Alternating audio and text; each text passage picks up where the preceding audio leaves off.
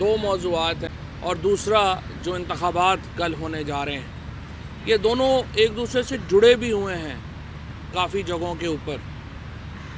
اس لیے ان دونوں موضوعات کے اوپر میں بات کرنا چاہتا ہوں.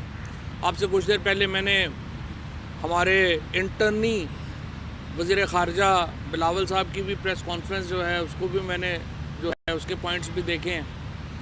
ابھی تک 6 مہینے ہو گئے ہیں، بلاول صاحب انفارچونیٹلی ایک لفظ بھی نہیں سیکھ سکے. اور یہی پرابلم ہوتا ہے کہ جب آپ اپنے بیٹے کو، اب آپ پولیٹیکل آپ کی سیٹیں ہیں، غلام آپ کے پاس ہیں، تو آپ اس بنیاد کے اوپر وزیر خارجہ سے انٹرنشپ شروع کریں گے تو یہی نتیجہ ہوگا جو پاکستان دیکھ رہا ہے اور جو یہاں پہ ہو رہا ہے. ہم نے یہ بات بڑی کنسرننگ ہے، اس کے اوپر ہمیں بڑی فکر ہے کہ جس طریقے سے یہ ہوا پاکستان کے اندر، جو کل جو بائیڈن صاحب نے پاکستان کے ایٹمی اثاثوں کے اوپر جو لفظی گولہ باری کی ہے، پہلی بات تو یہ ہے کہ ہم اس کے اوپر شدید احتجاج کرتے ہیں، نمبر 1. نمبر 2 یہ ہے کہ جو حکومت پاکستان کی ڈپلومیسی ہے، یہ جو امپورٹڈ حکومت، تو ہمیں امپورٹڈ حکومت تو ہے ہی ہے، یہ آکشن کے ذریعے جو حکومت جو ہے وہ آئی ہے، ہم اس کی جو کارکردگی ہے، اس کا جو پول کھلا ہے، اس کے اوپر جو ہے وہ ہم نے ایک شدید کنسرن ہے ہمیں. اور تیسری بات یہ ہے کہ اس سے اندازہ یہ ہوتا ہے کہ جو بائیڈن جو ہیں، انہیں کوئی پاکستان کے نیوکلیئر ایسٹس کی جو پروگرام ہے، جو اس کے سیف گارڈز ہیں، اس کے متعلق ان کو علم نہیں تھا، اور انہوں نے ایسے ہی جو منہ میں آیا وہ بات کر دی. اور جو بائیڈن نے یہ پاکستان کے بارے میں ہی بات نہیں کی ہے، اب سے تقریباً میرا خیال ہے چند دن پہلے یا شاید ایک ہفتہ پہلے انہوں نے سعودی عربیہ کے بارے میں بھی اسی طرح کی ہرزہ رسائی کی تھی، اور سعودی عربیہ نے انہیں بڑا سخت جواب جو ہے وہ دیا تھا. اور اب انہوں نے پاکستان کے اوپر جو ہے یہ بات کر دی ہے. پہلی بات تو میں آپ کو یہ بتانا چاہتا ہوں کہ جو پاکستان کے جوہری اثاثے ہیں، یہ national command and control authority کے تحت ہمارا جو میکنزم ہے جوہری ہتھیاروں کا، وہ دنیا کا سب سے سوفسٹیکیٹڈ جو میکنزم ہے اس میں شامل ہوتا ہے. National command and control authority وزیر اعظم پاکستان کے تحت کام کرتی ہے، اور ہمارا جو سسٹم ہے جوہری ہتھیاروں کا، یہ سینٹرلائزڈ ہے، یہ ڈی سینٹرلائزڈ نہیں ہے، یہ سینٹرلائزڈ ہے. اور ہماری جو اعلیٰ ترین سول اور فوجی قیادت ہے وہ national command and control authority کا حصہ ہے، اور صرف وہاں سے یہ آپریٹ ہوتا ہے. سو پہلی بات تو یہ ہے کہ اس کی سینٹرلائزڈ ہمارا کنٹرول ہے، ڈی سینٹرلائزڈ کنٹرول نہیں ہے. اب اس کا دوسرا پہلو کیا ہے؟ گزشتہ کئی اشروں میں دنیا کے بہت سارے ممالک نے ایٹامک ایکسیڈنٹس دیکھے ہیں. مثال کے طور کے اوپر آپ کو یاد ہوگا بڑا مشہور حادثہ ہوا تھا چرنوبل کا، جہاں ایٹمی ری ایکٹر جو ہے وہ کر گیا تھا. اس کے بعد امریکہ میں، خود امریکہ میں 3 مائلز انسیڈنٹ ہوا، جس میں ایک امریکہ کا نیوکلیئر ریکٹر جو ہے وہ اس کو پرابلم آ گئی تھی. اس کے بعد 2007 میں تو امریکہ میں عجیب و غریب ایک بے احتیاطی کا مظاہرہ ہوا، جب ان کا ایک B-52 طیارہ 6 ایٹامک میزائل سے لیس جو تھا وہ تقریباً 7 گھنٹے تک لاپتہ رہا. یہ خود امریکہ کا انسیڈنٹ ہوا. اور ہمارے ہمسائے ہندوستان کا تو آپ روز ہی سنتے ہیں کہ ان کا یورینیم چوری ہو گیا ہے، ان کے جو ایسٹس ہیں، ایٹامک ایسٹس ہیں، ان کے متعلق جو کنسرن ہے وہ تو ہم روز ہی کی بات ہے. اور ہندوستان کا ایٹامک پروگرام بہت زیادہ غیر محفوظ سمجھا جاتا ہے. لیکن الحمدللہ اس تمام عرصے میں ایک بھی واقعہ، ایک بھی انسیڈنٹ پاکستان کے ایٹامک پروگرام کو لے کر نہیں ہوا. اور پاکستان کی جو نیوکلیئر جوہری ہتھیاروں کی جو ہماری حفاظت ہے، اس کی تعریف دنیا کے ہر فورم کے اوپر ہوئی ہے. بدقسمتی سے یہ جو کل کا کرٹیسزم آیا ہے، اس کا ایک بیک گراؤنڈ ہے. اور یہ بیک گراؤنڈ ایسے نہیں ہوا۔ آپ کو یاد ہے عمران خان جب بات کرتے ہیں کہ ہماری حکومت کو کیسے ایک انٹرنیشنل کنسپریسی کے ذریعے ہٹایا گیا، تو آخر عمران خان کو کیوں ہٹایا گیا؟ عمران خان میں اور شہباز شریف میں کیا فرق تھا، اور عمران خان کے خلاف ہی یہ سازش کیوں ہوئی؟ اس کا ایک ثبوت کل آپ کو بائیڈن کی سٹیٹمنٹ سے مل جاتا ہے، کیونکہ عمران خان کے ہوتے ہوئے امریکہ ہو کوئی بھی اور ملک ہو، اس کو پتہ ہے کہ پاکستان کے جوہری ہتھیاروں کی طرف، پاکستان کے اسٹریٹجک ایسٹس کی طرف کوئی آنکھ اٹھا کے نہیں دیکھ سکتا، جبکہ ان تمام لوگوں کے مفادات اتنے زیادہ جڑے ہوئے ہیں کہ ان کو بلیک میل کرنا آسان ہے، ان سے کام لینا آسان ہے۔ اور آپ نے دیکھا کہ گزشتہ جب سے یہ سٹیٹمنٹ آیا ہے، اگر آپ بیانات اٹھا کے دیکھیں تو آپ کو سوائے پی ٹی آئی کے لوگوں کے کوئی نظر ہی نہیں آ رہا کہ جو اس کو کنفرنٹ کرے۔ صبح سے اگر آپ دیکھیں، سب سے پہلے عمران خان نے اس کی جو ہے وہ مذمت کی، شہباز شریف صاحب تو بھی ہمیں انہیں ڈھونڈ رہے ہیں، وہ مل ہی نہیں رہے صبح سے کہ وہ ہیں کدھر۔ اس کے بعد ڈاکٹر شیریں مزاری نے، اس کے بعد میں نے، اس کے بعد حماد اظہر صاحب نے، اس کے بعد اسد عمر صاحب نے، اس کے بعد پی ٹی آئی کی جو باقی ساری لیڈرشپ ہے، صرف اگر کوئی کنڈیمنیشن آئی ہے، مذمت آئی ہے اس بیان کی، تو صرف پی ٹی آئی کے لوگوں کی طرف سے آئی ہے، باقیوں کی طرف سے تو اس کی کنڈیمنیشن تک جو ہے وہ پراپرلی نہیں آئی۔ اور ابھی مریم نواز کی جو ٹویٹ آئی ہے، آپ اندازہ لگائیں کہ بیان بائیڈن نے دیا ہے، مریم نواز کنڈیم جو ہے وہ عمران خان کو کر رہی ہے۔ مریم نواز کا تو بس نہیں چل رہا کہ وہ ڈکلیئر کر دیں کہ جناب میں پاکستان میں امریکہ کی سفیر ہوں، اور اگر ڈیمارچ لینے جو ہمارے ڈیوڈ بلوم جو ہیں وہ مصروف ہیں، امریکن امبیسڈر جو یہاں پہ ہیں، تو وہ ان کا بس نہیں چل رہا کہ میں آ جاتی ہوں مجھے دے دیں، ایک ہی بات ہے۔ نہ ان لوگوں کا کوئی پاکستان کے بارے، جب آپ نے آکشن میں حکومت لی ہے، دیکھیں نا، یہ حکومت کو الیکٹ ہو کے تو نہیں آئی ہوئی، یہ حکومت کی کوئی لیجٹیمیسی تو نہیں ہے، یہ حکومت تو ایک آکشن کے ذریعے لی گئی ہے، اور اب اس آکشن کے پیسے پورے کیے جا رہے ہیں۔ لہٰذا یہ حکومت قطعی طور کے اوپر پاکستان کے جو مفادات ہیں ان کی حفاظت نہیں کر سکتی۔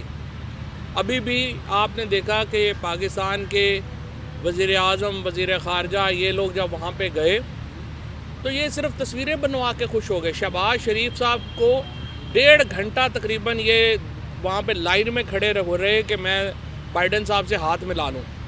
جب آپ کا وزیر اعظم اتنا گھٹیا ہو، جب آپ کا وزیر اعظم کی اپروچ اتنی زیادہ سطحی ہو کہ میں نے جا کے تصویر کھنچوانی ہے اور اس کے لیے گھنٹہ لائن میں لگ جانا ہے، پھر کون ملک آپ کی عزت کرے گا؟ اور جو یہ بیان آیا ہے یہ اسی تناظر میں آیا ہے، کیونکہ ہماری جو لیڈرشپ ہے اس کی کوئی عزت نہیں ہے۔ لیکن میں امریکہ کو یہ بتانا چاہتا ہوں کہ ہماری لیڈرشپ کمزور ہے، ہمارے عوام کمزور نہیں ہے۔ ہمارے جو 22 کروڑ لوگوں کا یہ ملک ہے، اس کو کمزور نہ سمجھیں۔ آپ نے افغانستان میں ایک چھوٹی سی پاپولیشن تھی 2.5-3 کروڑ کی، آپ نے ان کے ساتھ 20 سال جو ہے آپ نے دنیا جہان کے وہاں پہ آپ نے بم مار لیے، کر لیے، آپ نے اپنا بیڑا غرق کیا۔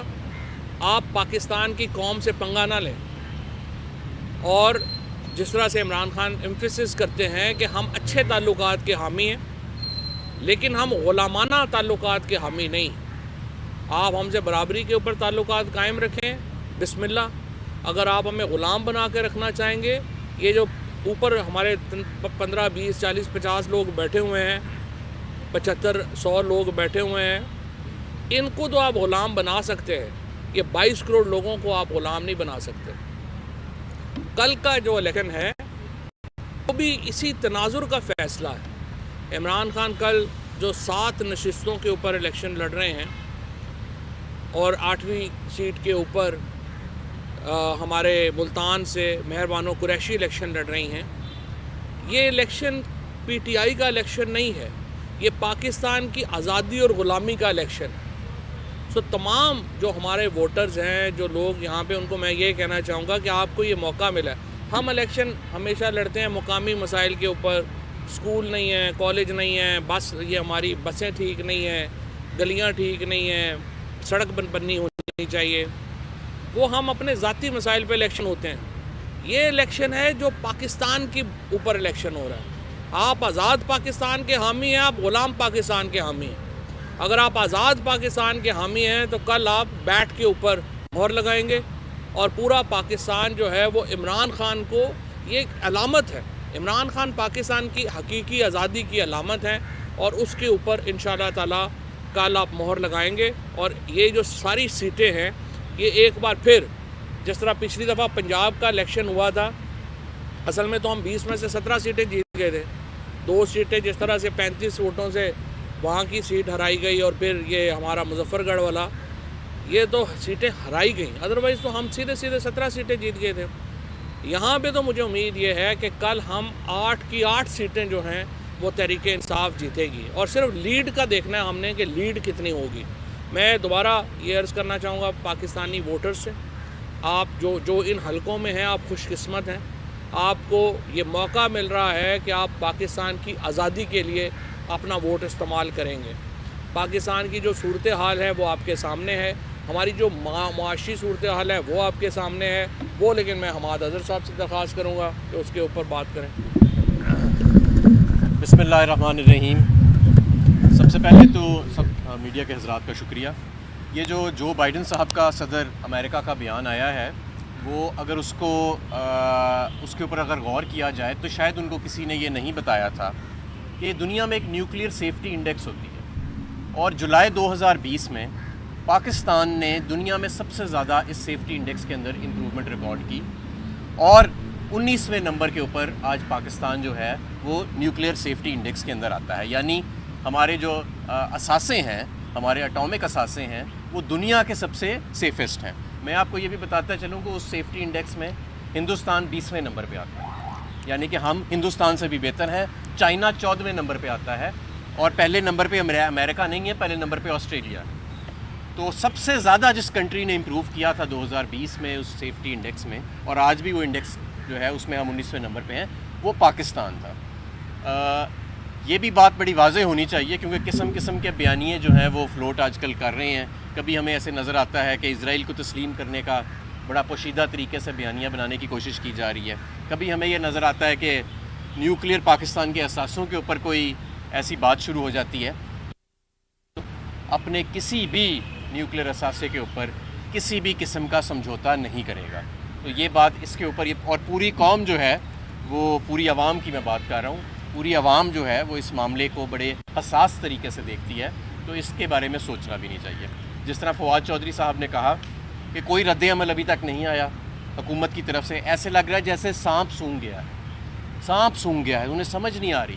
اور ہمیں بتایا کیا جا رہا تھا کہ جی بلاول وہ اپنی انٹرنشپ کرنے وہ جو آیا ہوا ہے فورن منسٹر، وہ گیا ہے جی، بڑی اچھی میٹنگ ہوئی ہے، اسحاق ڈار کی وہ سوٹ کسے ہوئے ہیں، اور وہ IMF کے ساتھ میٹنگیں ہو رہی ہیں، اور لیکن بیان امریکہ سے ایسے آ رہے ہیں۔